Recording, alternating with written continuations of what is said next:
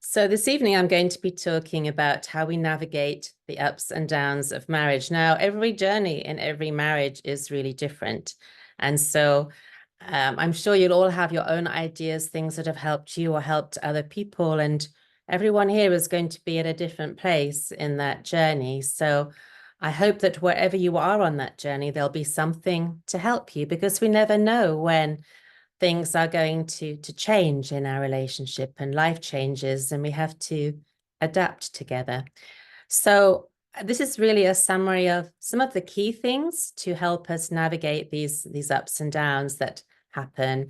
And they've certainly happened in the 40 years of the marriage that Bernie and I have had. I think someone has scribbled on my screen. I don't know how to remove the yellow scribbles. So if anyone knows how to do that, that would be nice. So to start with, imagine that you're going to a wedding and there's a book that goes around. And I've been at several weddings when a book is passed around, and they say if you were to give a newly married couple one useful tip to help their relationship, what would it be? And I wonder what tip or idea has helped you the most in your marriage. I think the tips that I would give have changed over the years, and depends, where I'm at in my own relationship or what I'm finding is useful right now. But one of the things that I found helpful is to try and be kind to the other person as much as possible. The more kindness we put into relationship, usually the better. Another proviso I'm going to give is that this is not for a marriage where there is abuse and different kinds of abuse, whatever that abuse is. That needs a totally different approach. This is for the regular marriage, which naturally will have its ups and downs, as every relationship does. So it's good to know that there's a natural relationship pattern in every relationship, whether it's a work team coming together, a new group, maybe a new church, a marriage, even when we have a child, a new baby. Then there's a certain pattern that everyone experiences. And first of all, we start off, well, we're full of hopes and it's exciting, everything is new, and that's really lovely. And then after a while, we suddenly realize that, or maybe slowly realize that, this isn't quite as easy and smooth as I thought. Things aren't as simple as I might have had in my mind. And we may experience some kind of conflict or struggle because now people's personalities are showing more. The group is trying to find leaders and shape and direction. And then after there's some kind of storm and struggle, eventually things usually get sorted out, or hopefully will get smoothed out by conflict management and good communication, exploring shared hopes and shared values. And that can help the group or the relationship find a norm where they gain stability. They get to learn from each other, use each other's skills, discover good routines that help them to go ahead in their relationship and their work in simple, positive ways. And then when that happens, then they can function more effectively together. So this is a normal pattern of all relationships. And we see this happen in marriage too. And it's useful to know there is this pattern because you can then see, okay, this is normal, because we start off in an ideal way, and then things happen and we have some struggles and we're looking for our personality and we're finding our way to be together. And how will we do this? And then we gain we normalize, we learn ways to manage, to gain stability, to communicate, and then we can function far more effectively. Romans 12, I think, is a really good guide for relationships, and Paul put it in there to help churches, but I think it's really good for all kinds of relationships. So if you're wanting some help wherever you're at, whatever kind of group you're in, Romans 12 is quite useful. It starts by saying we're like different parts of the same body. We're all important. We need to take care of each other because we're all joined up.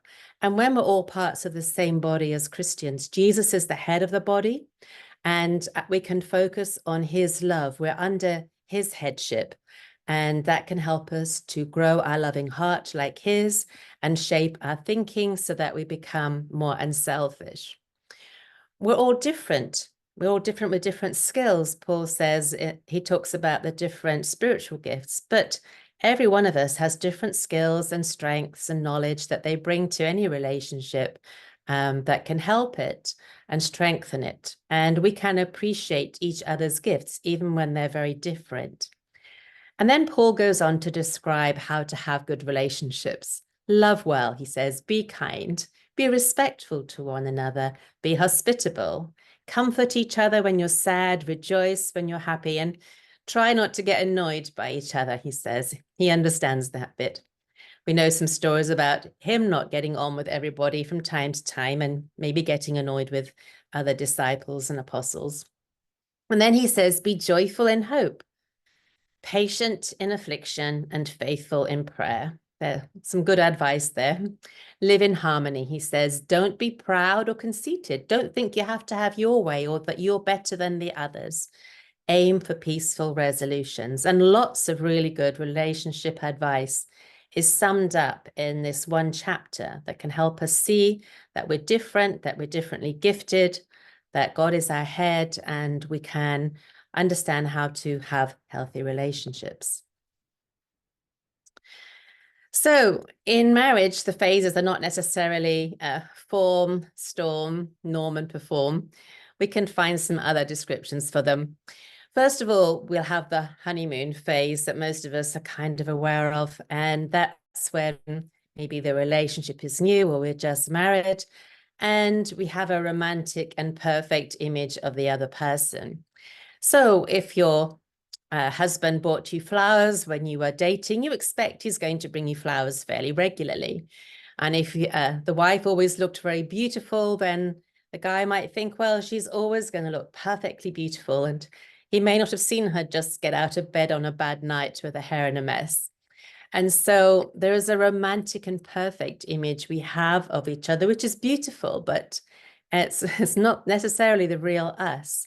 And so we can start to live into this dream that we have and put our best foot forward, as we say in English, and show our best side, but we might be hiding something. We can see this honeymoon phase very much in the romantic and perfect image that Solomon and the Shulamite girl have in the Song of Songs and the poetry of their relationship. They're very much in this idealized, poetic, romantic world. And so we might have expectations based on our previous relationship with them before we were married. We often avoid conflicts. We don't really want to go there. We don't want to spoil the image and spoil the dream. And so we may avoid conflicts and just agree with something because it seems easiest. We might ignore some of the challenges and overlook differences and make allowances for things because we're in that lovely rosy glow. And we might be afraid that if the other person knew who we really were, they might not like us anymore. We had some friends and the wife was newly married and she wasn't so good at cooking. So she was at home and every day she would cook a dinner and then think, oh, this isn't quite good enough for my husband. He won't think I'm a good cook. But I can't waste it. So she would freeze it and make another dinner. One day she even made 3 dinners until she got one that she felt she could serve him. And then she went to hospital. She was sick. And after 6 weeks, she came home and she said to her husband, well, what were you eating while I was in hospital? And he said, it was amazing. You left so many good meals in the freezer and I just ate my way through them.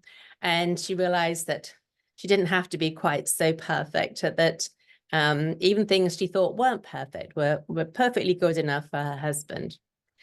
During the honeymoon phase, it's really important to keep developing communication and conflict management skills because they need to be developed to help us with the ups and downs of marriage. The better we can communicate and listen to each other and express ourselves clearly and calmly and lovingly, then that really helps. And also to develop conflict management skills, because many of us, when we get married, often haven't had good conflict management training. And that can be a huge gift to a marriage when you each have some idea how to manage a conflict smoothly. if you want to look at that, I have another seminar on that you can find online. So you can look for that later. It's important to keep being kind to one another, to keep making it a habit to show love to one another regularly and as often as possible, because that's actually what helps keep a marriage well-oiled and happier and on the upside rather than the downside, and show compassion towards each other. It's good to have fun and be great friends. Don't stop having the fun you had when you were dating. You married to be friends, and keep working at that friendship side and having fun. Grow together spiritually. That's really important. And that can be a challenge. And we spoke about that last month. So if you want to find more about that, I think it's called something like Growing Faith in Marriage or something. I forget the title, but we did that last month. And learn how to tackle challenges together. The couples that do well at tackling challenges, they lean towards one another. They don't pull away. They come together and say, how are we going to solve this problem? They don't pull away and blame the other person or try to avoid the problem. And maybe for some couples, it's a good time to prepare for parenting, because once you're a parent, there isn't much time to read all those good books. So after that honeymoon phase, there often comes at some point a time of disillusionment. This wasn't quite what I thought marriage was going to be. This is more hard work than I thought. This isn't quite so fun. We have money struggles, or we're starting to have disagreements about things. And we wonder, what happened there? Everything was great. And maybe you suddenly realize it's not as great as it was. And now what are we going to do? And in the Bible, we can see Samson and Delilah experience this disillusion phase when they weren't pulling together, they were pulling away from each other, and they weren't supporting one another. They were lying to each other as well. And so this is not healthy behavior, obviously, but disillusionment is a real part of pretty much every relationship. There comes a time when you realize, whoa, this is harder than I thought. And do I have what it takes? Can I do this? And so it's really normal to have this disillusion phase. Reality hits. Maybe all the wedding presents are breaking down. Babies and children may be taking your time, your energy, your money, your sleep. And that can be really wearing. And this is time when people start to have babies when perhaps the husband feels left out. He would like to have more attention. The babies are taking time and energy. And it's harder to find time for one another. It's really difficult then when we have little ones, much as we love them, to prioritize our time, because we have to put them first so very often. So that's often a time when people start to feel that life is a bit more challenging. And if that is so, there's a really good book called What Mums Want and Dads Need to Know by a Christian friend of mine called Harry Benson. And it's about when reality hit in his relationship, and his wife said, I can't do this anymore. I'm going to walk away. And he realized he had to make some changes. And they realized then that the importance of when babies come along, it's very important to take care of the mother, make sure she's happy. The research shows that when you invest in keeping mom happy, everybody else benefits. And that's the current research in that area. So work and everyday life may change our priorities. We get busy, we work long at the office, perhaps, and we don't have so much time and energy for one another. Maybe we just come home and crash on the sofa, or we play video games or something. We're no longer putting our best foot forward. We used to try and be the best all the time and show love and consideration. And now sometimes we're just tired and grumpy, and we just don't say always the nicest things to one another. Maybe we've become so relaxed with each other that we just take each other for granted. We stop showing appreciation and saying kind things. And now we've seen each other at our worst as well as at our best. But who we are is who we can be at our best. So keep that in mind. And when life is difficult, sometimes the worst parts of us come out, and we can do some learning, some forgiveness, some apology in that area.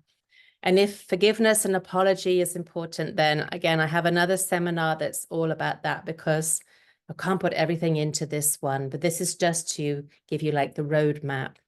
So at the disillusioned phase, it's often a time of struggle because we've come together with a perfect image of each other. And now we are becoming more real with one another. I remember Bernie and I were attracted for very different reasons. He was attracted to me because I was very organized and I planned things and I could run big events. And I was attracted to him because he was so just chilled and he was so laid back and relaxed. And you can imagine at the beginning that's really attractive. And then when we get to live together, work together, I want to get something done. And Bernie's like, oh, no, we don't have to do that just yet. Let's just chill. We don't have to think about that for another month or so. And this would be kind of frustrating for us because I wanted to plan. I wanted to plan and get ahead with different events and things that we were doing. And Bernie struggled with that. I'm sorry, there's some sound breaking through. So there's at the disillusioned phase, there's a time of struggle, and it might be a time when we say, my needs are more important than your needs because I'm working, or my needs are more important than yours because I'm taking care of the kids. And we have this struggle and we want care from the other person, but we're so exhausted, we might not be able to give to the other person. So it feels like we're just draining each other in the struggles and fights of life. You might think, what happened to you? You used to be so nice. And I used to be so nice. What's happened to me too? How did we get to this point where we're arguing and grumpy and struggling so much? So some warning signs are that we start turning small things into big arguments. Little things really annoy us, and we focus on them. We focus on the things that are going wrong and not the things that are going well. We might have an argument or a conversation and then just walk away from it, or have long silent treatments. You know, I hear of some couples who don't speak to each other for like 2 weeks, and I don't know how they do that. You can start thinking the worst about your husband's or your wife's motives. She's doing that because she doesn't like me. She's had enough. She's having an affair with someone else. And we can start to like poison our mind with thinking the worst rather than thinking positive things. And it's when we think the best about people, then they happen to usually behave the best and the best comes out. When we think the worst, it does tend to make things go badly too. And when we put the other person down, or we speak contemptuously to them, or we think that we're better than they are and they should be fixed, they should be more like us. Those are some of the things that happen and the warning signs. And I can tell you, Bernie and I done all these things at some time, turn a small thing into a massive argument. And you think, how did we get there? I mean, it was just a small thing. And now it's blown out of all proportion because it wasn't just about that argument. There were other things going on in our relationship that we weren't happy with. And so a small thing that happened would then just be a catalyst for everything else coming out and blaming each other and saying, oh, we also did this and making it a lot bigger. Also, we had times when we walked away from the conversation and maybe one of us slept upstairs and one downstairs. We're not going to talk through this. I'm not speaking to you right now. I'm too cross. And all these other signs and things that they happen. They're normal, but it's important to recognize when they happen. This is actually, we need to stop here and think, what's going on? What do we need to do differently to turn this down into an up? So when we're in this phase, it's hard, but we need to enjoy each other as friends again, to try and do something that's fun, because often the fun has gone out of the relationship. It's become a working partnership rather than a loving relationship. We might need to have some babysitting to help us have more time together as a couple. And there's also plenty of ideas for dates that couples who have children and are stuck at home can have fun together just in their own house. So you don't have to go out to have fun together, but try to create some time, some little opportunities when you can be together and enjoy being together as a couple, even when there are children. It's helpful to keep learning more relationship skills. I think, honestly, one of the things that really helped Bernie and I was that we got involved in family ministries, and we just had to keep on learning about our relationship. And then we became family therapists. So you go on learning, and we're still learning. We're married for 40 years. And we're still learning because we're always changing. And we read new books and get new ideas and put those ideas into our relationship. So we have generally have more ups than downs. And it's been a challenge because we are very different personalities as well. So learning more relationship skills really helped us. We would go on marriage retreats that other people ran so that we could get ideas for our own retreats or blessings for our own relationship. And so learning more is really important, to have a learning mindset, a growth mindset about relationships, because it's not static. The more you can learn about having a good relationship, it will be a blessing to you and your marriage and family. And sometimes we need marriage mentoring, support and friendship from a more experienced couple who's been through those ups and downs, gets it, understands you.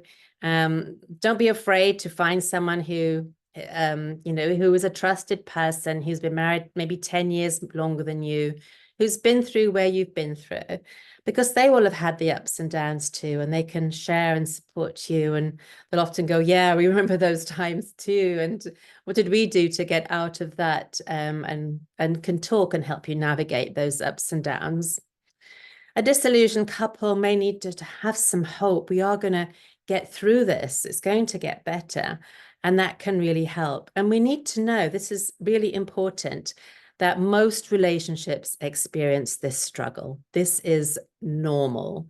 And the couples who, general couples who stay through this, get through this stage, eventually things turn around and they do get better. It's often a time when children are younger, or maybe even into teenage years. And the couples who stay together, who try to make the best of the time, they eventually get through this stage and they will look back and say, yes, we had a down there, but we didn't give up. We stayed together, even though it was tough for a few years. And then things changed and passed, and now we've come up again. So this is quite a normal pattern for couples, that they will go through a dip where it is more of a struggle, but then they come out the other side when life changes. So developing listening and communication skills, we can never do enough of that. Bernie and I have been married 40 years, as I said. We are both family therapists. There's still times now when we need to remind ourselves we need to listen better to each other. We need to learn how to communicate better. We need to think differently about how we just had that bit of an argument and how we can improve on that for next time. Those things still happen to us. And so when something happens, we stop and think, oh, what happened there? Why did that get bumpy? Why didn't that feel as good as we would have liked it to? Why did that feel a bit rough? What did I do that I could have done differently? That's what we each need to ask, not what you should have done, but what could I have done differently there to give us a different outcome? So reflect on yourself rather than blaming the other person, and think, okay, next time I'm going to try doing this and see if that makes things a bit better. So opposites often attract. And as I mentioned before, Bernie and I had this opposite way of dealing with things. He was very laid back. He's very good at the last minute. I need to plan way ahead, but at the last minute, I'm often burnt out and tired, and I've had enough. And so we learned that I could plan ahead and I would get as much as I could done. But when it got near to an event or the camp or whatever we were doing, Bernie could come in at the last minute with extra energy to help make things happen. So we learned to make the best of the differences that we had. And we might think, why can't you be more like me? And the answer is because I'm not you. I'm me. We're different. And Bernie and I are actually complete opposites in personality. When you look at personality scales, total opposites. And we're still navigating some of that. But now we mostly recognize it, enjoy it, have a bit of fun about it, because we have learned to see the blessings in the differences that we do have, that we're stronger and more resilient as a couple because, if we were both super good at money and no one was any good at the car or taking care of the house, then it wouldn't be so great. But one of us is better at money. You know, Bernie's very good at doing the car. I take care of the house. Bernie's a good fixer. I do the planning and the birthday cards. And we kind of distribute the tasks between us on the skills that we have. And we value each other's skills. We're different, but we value those differences because they make us stronger. Like Paul said, if everyone was the hand, where would the foot be? If everyone was the eye, where would the ear be? So we need those differences to bless us as a couple. Different ways of seeing things, different ways of doing things can be a blessing and not just annoying because they're not like me. And they're like them. Love them for who they are. Reframe these differences as gifts and strengths rather than putting each other down for the differences that they have. And change happens. My goodness, change happens so much in our life. And every few years, someone said that, you know, by the time you've been married 40 years, you've been married to at least 4 different people. But it's always the same person in our situation anyway. So, but the person has changed. We've both changed so much over the last 40 years. And what I can say is that Bernie has helped me to grow stronger and better, whatever. And I've helped him as well. So we've helped shape each other. We've taught each other skills. We've been there to shape thinking and ways of doing things so that that we're different now than we were in positive ways. I'm sure we're different in some other ways too as we get older, but we're learning to help be part of the positive change in each other. And Bernie has really encouraged me over the years because I would never do public speaking when I first married him. And now look what I do. And that's because of his nurture and his encouragement rather than putting me down because I was very shy. He helped to build me up once he understood who I really was.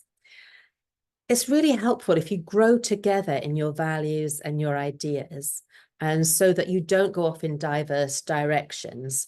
If you're reading similar things, listening to similar podcasts and talking about them, and helping each other moderate their ideas, to think things through, reflect together, then you grow together. And just before I came to do this seminar, I was reading some research into the couples that stay together well. They're often in sync when they're watching maybe a movie about couples. They have the same sorts of thoughts and feelings about what's going on in the movie. When they think about relationship, they have similar feelings and values, and so they become similar in their way of thinking about things, and they synchronize. So they're not absolutely the same. They'll have different ideas about other things in their life, but when it comes to relationships, they have very similar ideas and values. It's good to learn together and listen to similar things. I found if Bernie went to, say, a relationship training event without me, it was really hard for me to learn if I wasn't there. And so I would go along with him so that we were learning the same things, because it was so much easier to learn them together and talk about them in the seminar than it was for him to learn something and come back and try and teach me. Didn't used to work so well.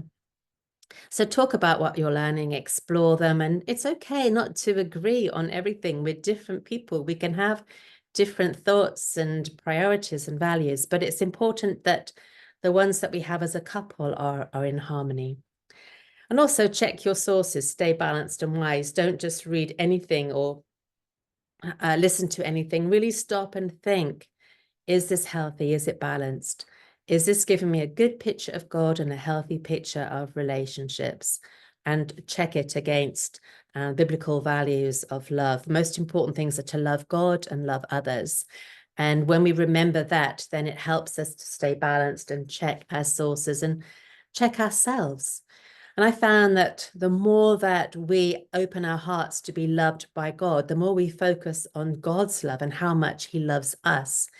Wow, that's really helped me. It's really transformed my heart in helping me to show some of that kind of love to Bernie. Obviously, I'm not going to love him as God loves him, but I can learn from God, and God can teach me step by step and shape my heart. And we've seen that he's done that for both of us, both by focusing on his love. We've grown more in a richer understanding what it means to love God and love others. So if someone is further ahead in a journey spiritually or learning about relationships, it's good if they can just slow down and let the other person catch up, come alongside them. Don't race ahead so that one of you is doing something or thinking something way ahead of the other person, because then you tend to disconnect. Be flexible. You know, if you or your spouse struggle to be flexible on an issue, take time to wonder why. We've had a few of those in our relationship. Why is this so important to me? I'll ask myself after we've had a bit of a discussion and I get really energized about the topic. Why was that so important to me? And sometimes I've had to look back and realize it's come from a trauma in my life, a fear, some hurt, and my reaction was trying to kind of stop myself getting hurt again or afraid again. And so my fear would make me become inflexible about some things. And I had to stop and think, why do I feel that way? Where did that come from? Is that still useful to me? It might have been useful to me when I was 5, but is it really useful to me when I'm 60 something? No. So I had to figure out where some of the fixed beliefs, the inflexibilities came from, and challenge them for myself and say, no, that I need to let that one go. That's not useful. It's actually hurting me in my relationship right now. Why am I being so stubborn, perhaps, in this particular area? Where did I learn that it was so important to do it this way or to believe it like that? And what effect is my dedication to this specific way of doing things or this belief, why having such an effect on my spouse and relationship? Why am I doing that? What effect is it having? So sometimes it's useful to try and have an experiment and say, okay, I'm going to try doing something different for a week and see how that changes. If I don't do my thing, I perhaps do Bernie's thing for a week, and we can look and see which works better, or can we combine the two? That's the ideal, that bit of what Bernie likes and his skills and a bit of what I like comes together to make something that's ours. It's not the way I want it or the way he wants it. It's the way that we want it because it's good for us.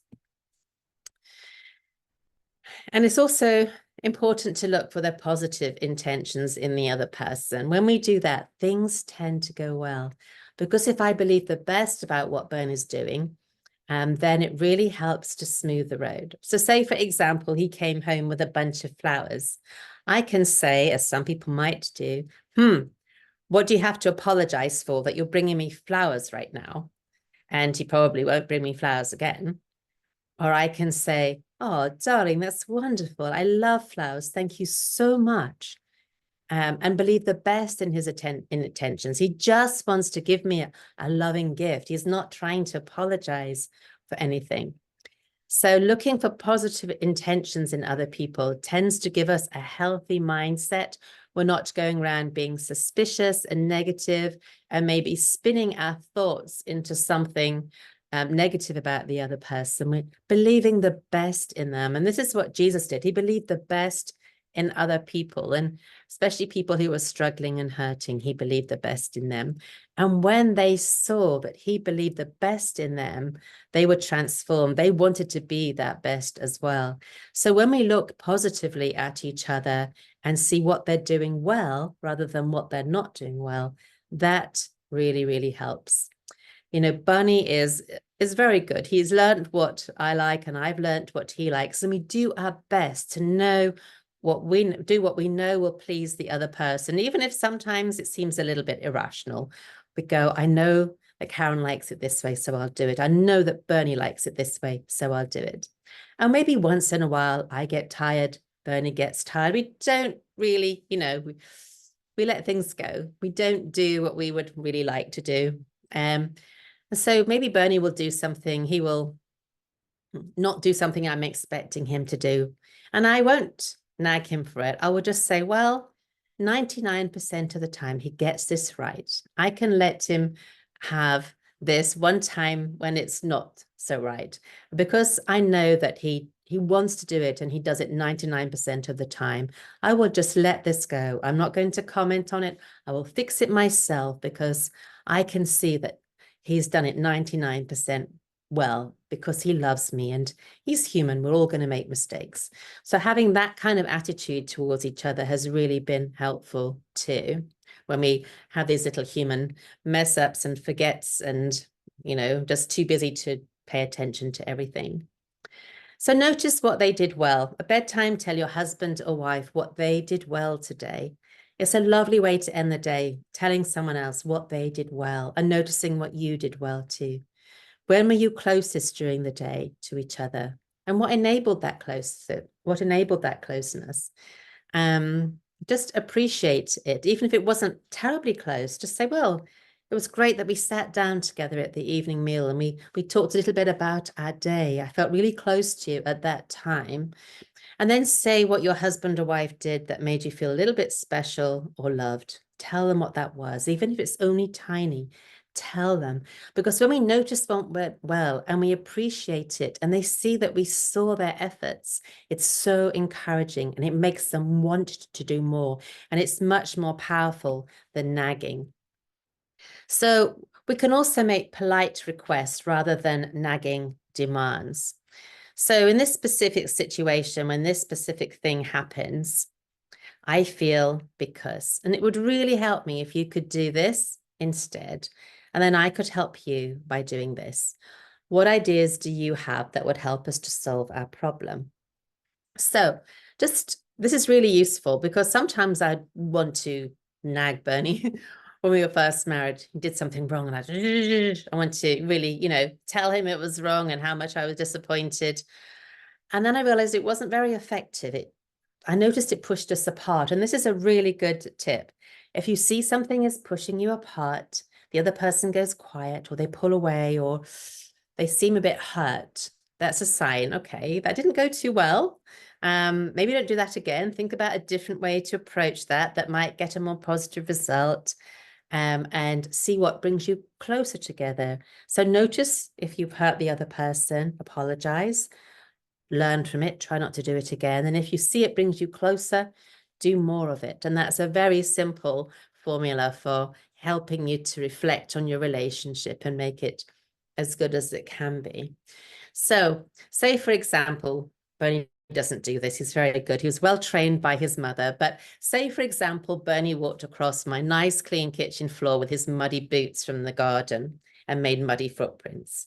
Now I could yell at him and say, what do you think you're doing walking across my nice clean kitchen floor in your muddy boots? Get out of here. I could say that. Or I can say, darling, when I've just cleaned the kitchen floor and someone walks over it in muddy boots, I feel frustrated because I spent a lot of time trying to get that floor clean. It would really help me if you could leave your boots outside next time or bring them in and put them on some paper. Or if you do mess up, if you could just clean the floor after yourself, because then I would have more time to make you a dinner or do something fun with you, etc. But also, what ideas do you have about how we could solve the problem of the muddy footprints on the floor? Now, this is just one example, but by going through a process like this, being specific, not you always do this or you never, in this specific situation, when this specific thing happens, I feel because, and it would really help me if you could do this instead so I can help you. So it turns a nag into a polite request. And I often get couples to do this when I'm doing counseling and therapy with them. No one's allowed to nag or complain about the other person. If you have a nag or complaint coming into your mind, sit down and rewrite it on a polite request form, which has this formula. And then when you feel it's a really loving request, then you can say it to the other person. So the grass isn't always greener in the other field. Sometimes when we are in the disillusion phase, it's easy for many people to say, that's it, I'm giving up on this. This is not what I wanted. This is not a good marriage. I'm walking away from here. And if there is abuse or something that's really, can't be fixed, sometimes divorce has to happen. The challenge is that the grass isn't greener on the other side. No field has perfect grass. It might look greener because it's further away and you can't see all the weeds, but unless we learn to look after our own lawn and feed it well, we will probably make the same mistakes in the next relationship. And so it's a sign that we need to learn more skills for this relationship where we can, rather than abandon it to start all over again, where you have to do the same learning. Quite a few people discover that more quickly that the grass isn't greener on the other field the next time around. So they get disillusioned faster in another relationship. Not always. Sometimes it can be the dream relationship they always wish they had, but the grass isn't always greener. And it's a good principle to see if you can take care of your own lawn first and feed it. And reflect on yourself. What am I doing? What do I need to learn to make relationships good and healthy and loving? Because whatever relationship I'm in, it's important for me to have those skills. It's also useful to have other friends and hobbies. One person can't fill all of our needs, especially when we're both different. So find some hobbies you can enjoy on your own or with other friends of the same gender. So you can go out with your same-sex friends and do something with them. But try to take an interest in your spouse's hobbies and interests. I find this a little bit challenging. Bernie loves to go paragliding. He's like high adrenaline adventure things, and I get adrenaline just from standing up, and it doesn't take much to get me to raise my adrenaline. I don't need to add to it by doing something scary. So it's sometimes a challenge to take an interest in Bernie's paragliding, because I really don't want to watch when he's up there in the sky in case he gets hurt. So recently I paid for him to go on a training course in paragliding with our youngest son. They went together.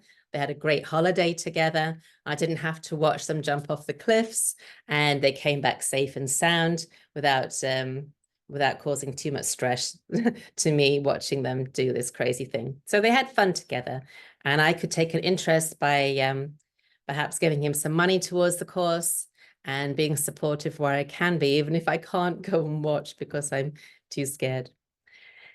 If you're struggling with something, it's wise to get help. If your car broke down, you wouldn't wait for 2 years to go and get it fixed. Your relationship is more important than a car. So maybe there's someone who gave you premarital counseling. Maybe there's a Christian counselor, or a good relationship counselor will respect your faith. That's a really important part of their ethical values of counseling. So people have to respect the faith that you bring into the room with you. Maybe there's a wise pastor or an older couple who can mentor you. But it's important to get help when you're struggling. The wise people go and get help, and don't think it's just going to get better on its own. When I worked at a couple counseling center, the other counselors would say, you know what? Christian couples are the hardest to help because they wait so long before they'll come for help. Everyone tells them, oh, just pray about it and it will get better. And they don't actually take action, learn, find mentoring or counselors who could help them. So by the time they come for counseling, the problems are really ingrained and it's harder to make things change. Excuse me. But there is good news, because when we decide that we're going to have a discovery and adventure phase in our relationship, I want to learn to love the real you, the wonderful things in you, like Sarah and Abraham. It took them many years to figure out that Sarah was to have the baby that was to be Abraham's son and not other people. So learning to love the real person, and in warts and all, whoever they are, to value and treasure all of their idiosyncrasies, their little ways of doing things, to love them rather than be annoyed by them, to find a different way of seeing them, reframe the things that bother you. You might say, oh, they're just lazy. They sit around on the sofa when they come home from work. Maybe just say they're working really hard to help this family and they need to take a break. They need some rest to renew their energy to work again. So try and describe one another in positive terms rather than negative terms. Rediscover the wonder of the things that attracted you at the beginning, and see the delight in them again. So just stop and think what attracted you in the first place and find those things again. They're still there. Bring out the best in each other and help each other to reach personal and couple goals. In the discovery phase, we decide that we want to grow and learn together. We want to get the skills to have a closer, better relationship so that we'll have more ups and less downs, even though we'll still have ups and downs. So invest in your relationship every day, even in really small ways. Earlier this year, I did a seminar in this series on little time, lots of love. And it was lots of ways that you can show love to one another, even when you're really busy. Because if you do 10 1-minute acts of love for the other person throughout a day, what happens is that every time they feel loved by you, the oxytocin will go up, and it will help to kind of keep them feeling loved much better. So every time I do something kind, or have fun with the other person, then they experience usually a sort of warm glow. The oxytocin is often stimulated when we do that for each other, and we can experience love, like keep kind of topping up the level by doing very simple, small, kind, loving things for one another. So learn fresh ways to strengthen your marriage. Go out and learn. The discovery phase where we grow beyond the downs is to say we want to learn some skills. We want to learn how to climb. We want to learn how to go up and just not get stuck in the mud at the bottom. And don't wait for the other person to change. Start doing as many kind things as possible. You can't change them, but you can change your attitude. You can look for the best. You can be encouraging to them, kind to them. And you can see that that can often bring out a change in the other person. At the discovery phase, we also need to understand each other's needs for appreciation, for affection, for encouragement, for comfort when life is hard and they've had a rough day, giving them specific attention, listening to them, doing things that they want to do, listening to what they really like, and then making it happen for them. So they know that you were really interested in them. You found out that they liked a certain kind of book and you went and bought the next one in the series, or some flowers that they liked, or some trainers that they really wanted. So by listening and paying attention, we can find out more about them so that we can love them more effectively. And then respect. Respect is so important. Often when things start to go down, we start to tease each other, blame each other, disrespect one another, and that makes more mud and pulls us down more. Accept the differences and find ways to enjoy them, to see them as strengths and gifts, that they're not the same as you. If they were the same as you, they'd probably drive you crazy too. So by accepting the differences, knowing what they are, working with the differences that we each bring, we can be stronger in the relationship. Help and support one another. Actually, if you just spend, say 10 minutes a day helping the other person, that can be transformative. They feel they're not alone. You are supporting them, you care about them. And that can be really key to help them feel loved if that's a special need that they have. And help them feel safe and secure. Express your commitment to them. Let them know that you love them, that you're never going to give up on them, even though this is tough. We're going to go through this together. So we, us, our, together, this kind of language brings you together rather than saying you, me, and pulling us apart.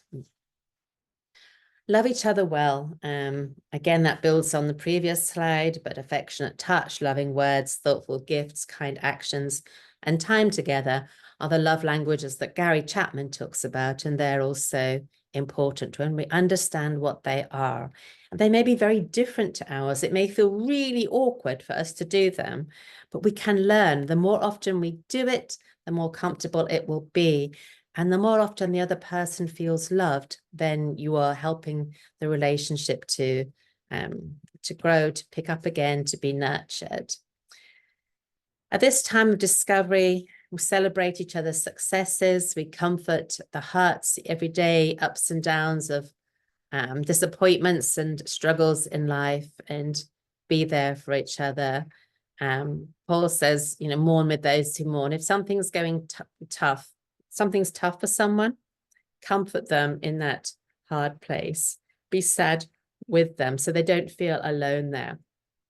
They don't feel you don't understand. They don't feel isolated in their pain. They feel that you are there caring for them, and that's huge.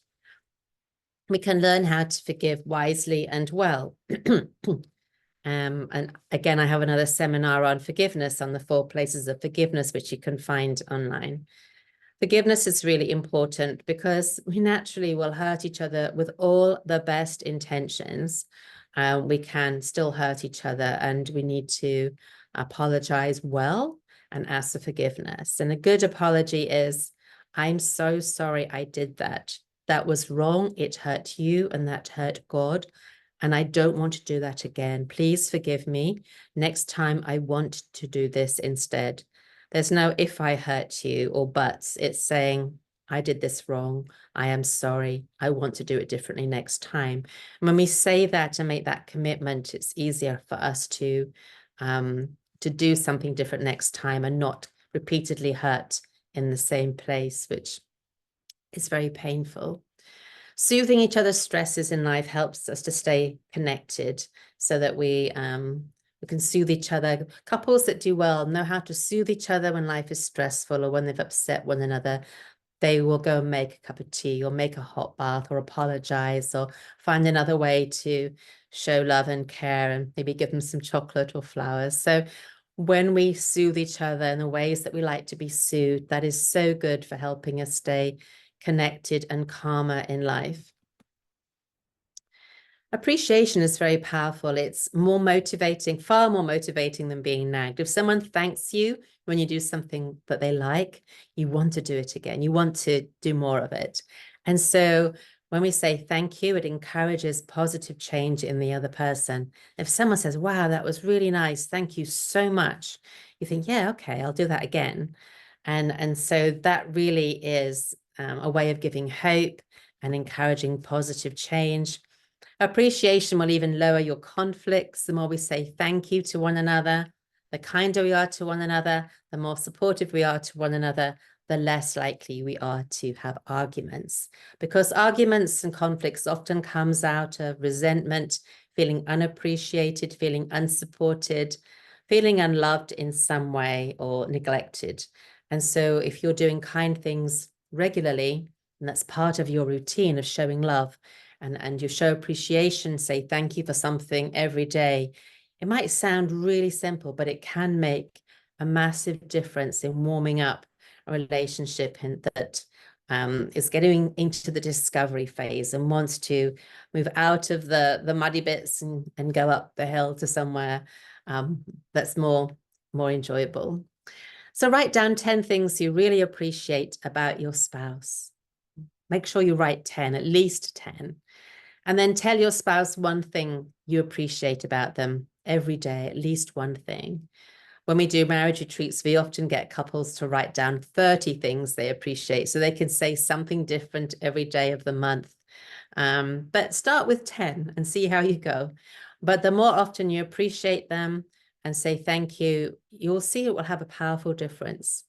So if you just try to do something kind often, to do something helpful often, and to say thank you often, you'll see that it will make often a big difference in the relationship when people feel appreciated. So I wonder what effect it would have on your spouse and your marriage if you said something appreciative every single day, and try that as an experiment. A cheerful heart.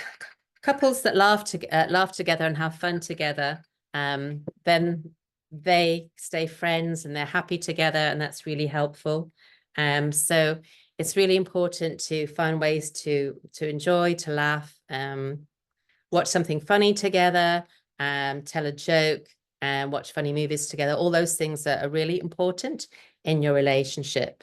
So do some crazy games, share some lovely moments of wonder with each other, and have some joy. Cheerful heart does good like a medicine. In this discovery phase, keep learning how to strengthen your marriage. Love to learn and learn to love.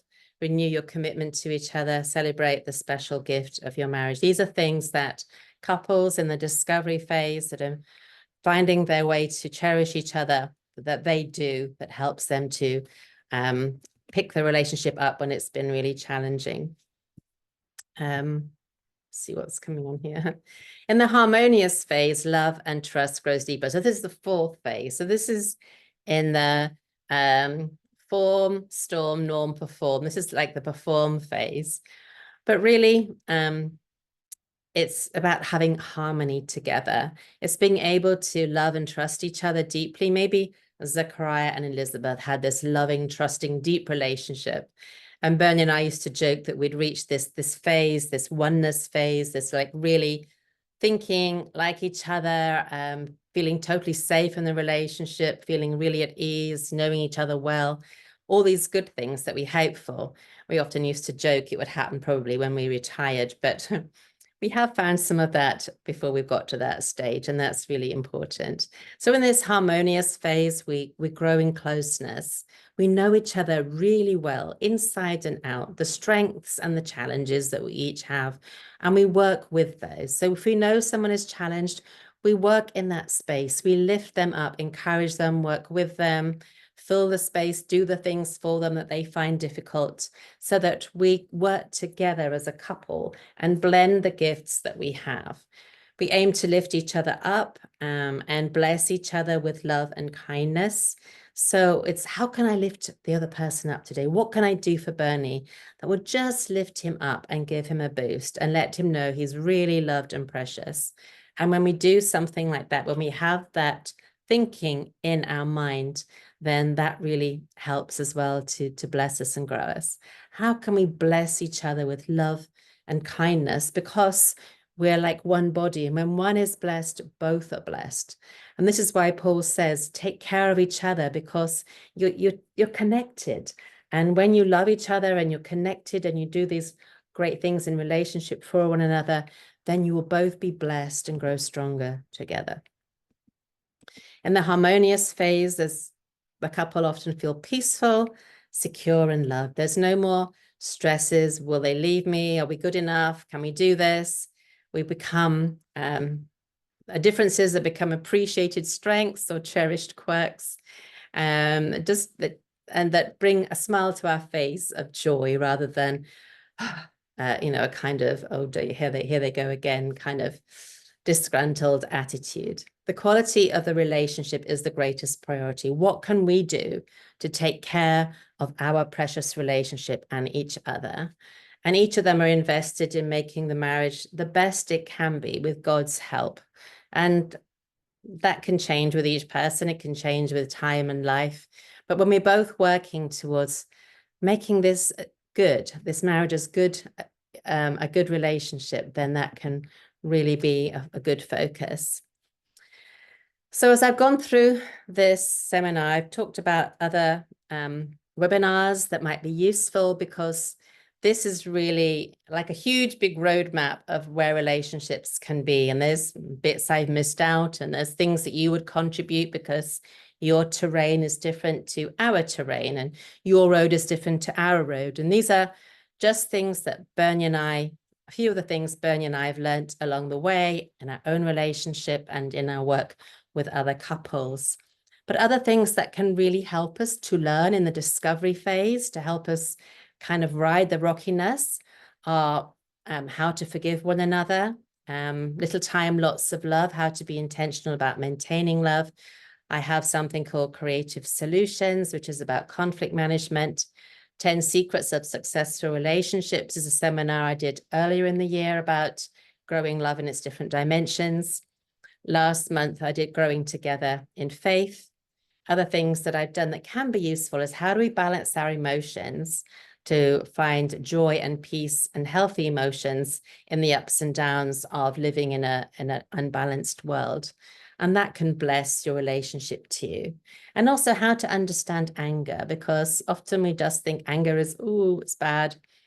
But when we understand anger and how to work with it and how to understand it and bring calmness to each other, then that can be useful as well. So I just share these webinars that can enrich you, and you can say, actually, that's the one I most need right now, so that you can go and find them and use them to keep you in that learning phase that actually is useful to us throughout our whole relationship. The more we're willing to keep learning, to reflect on ourselves, how we could do things better, and then thinking what I will do better next time, that's how we will grow to be the best husband or wife that we can be. And often as we do that, it blesses the other person and they get encouraged by the changes they see in us as well. So I hope that this has been some way of helping understand the ups and downs. The good news is if you know this journey, then you know where to go for the next thing that's going to help you. And if we can help couples in the happy honeymoon phase to remember to learn these things, to keep on learning, not just to stop the premarital when they get married, but to actually have marriage mentoring ongoing in their relationship, that will really help them to ride the ups and downs, because there'll be someone there helping them to learn, to reflect on the little bumps that happen so that they can learn the skills for the bigger bumps when they happen. So if we keep learning from the start, we will be better equipped and have more tools in our toolbox to help our relationships ride the ups and downs of living life in this crazy world. So before we end, I just want to remind you of these two things. Everything we do in a relationship will either strengthen it or weaken it. So notice if something brings you closer together, do more of it. If it pulls you apart and weakens you, do less of it. And finally, I wanted to share a video with you called Broken Together by Casting Crowns. And I find this is a really useful video. It has little stories of couples who are going through that disillusionment phase and how they manage to come through. So I'll just share this now.